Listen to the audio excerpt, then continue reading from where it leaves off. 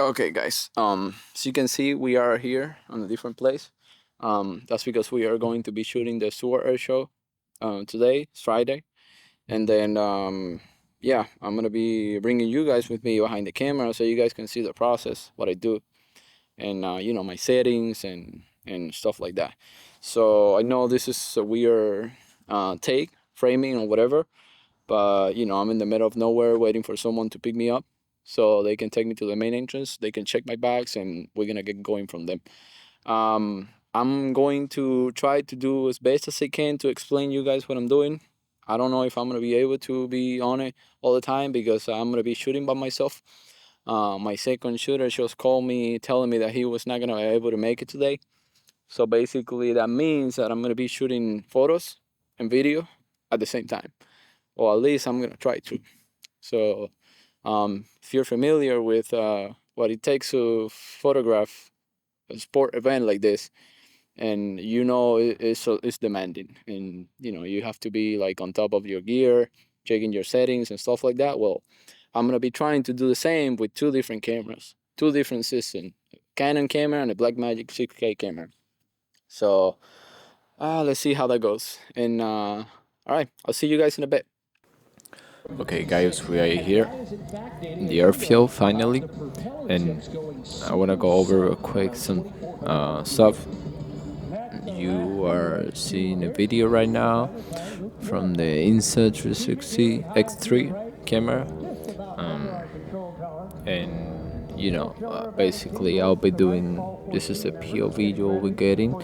I'm gonna be putting over some of the actual footage taken with the camera, which for this day videos I choose to use the Canon R5C with the 500mm f4 Canon lens.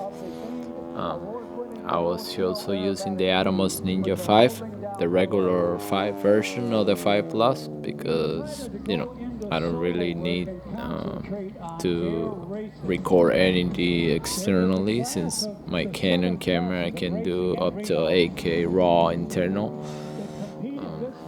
But I mean, yeah, settings wise, I was shooting 4K, 24p, and 180 shutter angle, which is basically double my frame rate. I mean, my shutter speed is double my frame rate. I want to make a quick mention about the monopod that I was using that day. It's the carbon fiber inner rail, I think it's called inner rail monopod. Really good monopod. I think I paid like $60 in Amazon, and I use it all the time whenever I'm shooting wildlife video mainly. Really good monopod. This is about 5,500 pounds of 1930s technology. We're not bad-mouthing the airplane because it is fantastic. I'm letting you guys enjoy a little bit, seeing what I'm doing, looking at my screen on the monitor, the Atomos Ninja 5, and I mean, on the next footage, we're gonna be showing you guys.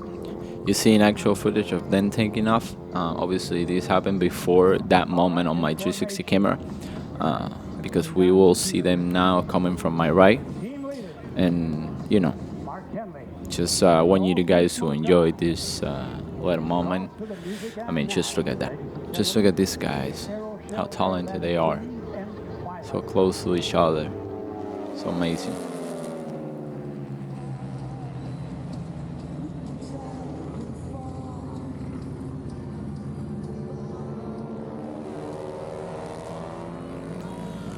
Let you guys enjoy this full screen footage of the R5C, and I mean, just look at it. You gotta be mindful that there's no edits or post stabilization, just footage straight out of the camera. I did color grade it a little bit, nothing crazy. It's just a Rec 709 LUT, the Canon Rec 709 they offer, and that was about it. I haven't done anything to this footage. but I mean, just look at the camera AF performance. I mean, the way you can track this airplane in the air in low lights, just I was really impressed, to be honest. Day 1 is over, and this is day 2. So you can see daytime, different clothing. I'm also using another camera. Still using my Canon R5C with a 500 F4 for photography, and then my video camera this time for today or for that day. It was a Blackmagic Pocket 6K with a Sigma 50 to 100 1.8. Great lens for Super 35 cameras or APS-C sensors. And yeah, I mean, you'll see some footage soon coming from this setup, the Blackmagic one. And yep, let's talk about it. Setting wise, I was using the Blackmagic 6K, so I was filming 6K, 24p, but I was using slow and fast, which means I was shooting in 50 frames per second, per playback in 24. I was also shooting an F14 and F18 between those numbers, just because I didn't want much depth of field on my video.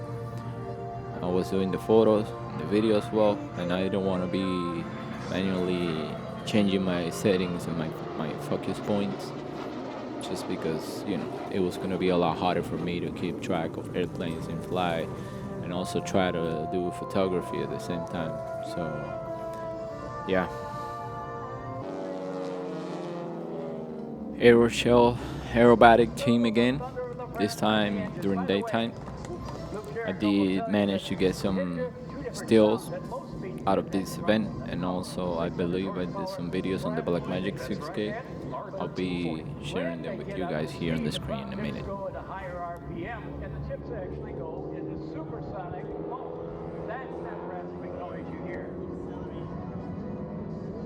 Now to come back in, they're going to do a photo pass. Look at the tight formation as they show you the bottom side.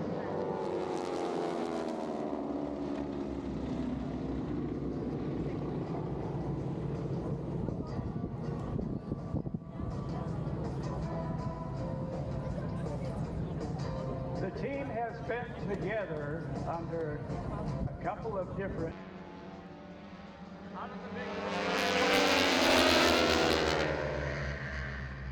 Yes, team leader. Mark Henley pulls up. Brian Reagan says, wait for me. Steve says, I'm not going to do this alone. And Jimmy Forden says, wait up. Okay guys, this was a long video, like a 30-minute video, and I speed it up to make like a hyperlapse, so I can show you guys a few of the airplanes and photos that I took using the Canon R5C. You seen them screen right now, and we are at last going to be posting videos and photos of the jets, F-22, F-18.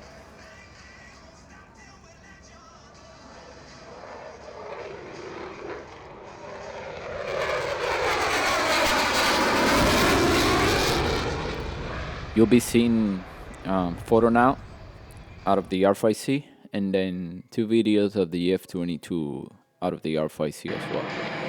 So, I mean, just look at that, how amazing that machine is. Just look at that.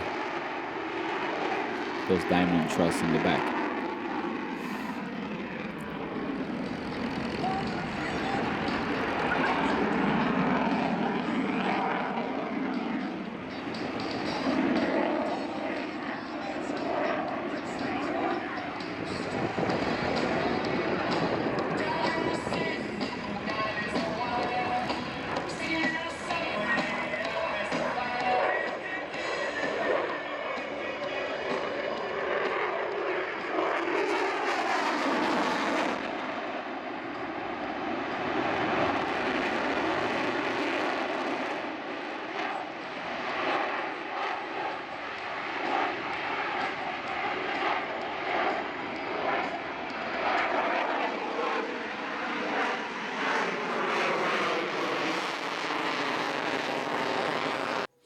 Okay, guys, if you made it this far in the video, I thank you for your support. This is the end. I mean, I must say this video didn't go as planned. I have to stop and finish the video in like a 3 days time frame because I had other projects that I was working on. I have a newborn that I have to take care, and he was screaming the entire time, as you can hear right now. And yeah, I mean, let me know in the comments what do you think about this video. Subscribe if you think my video and my content is good, and yeah, let me know what you want to see on the next video.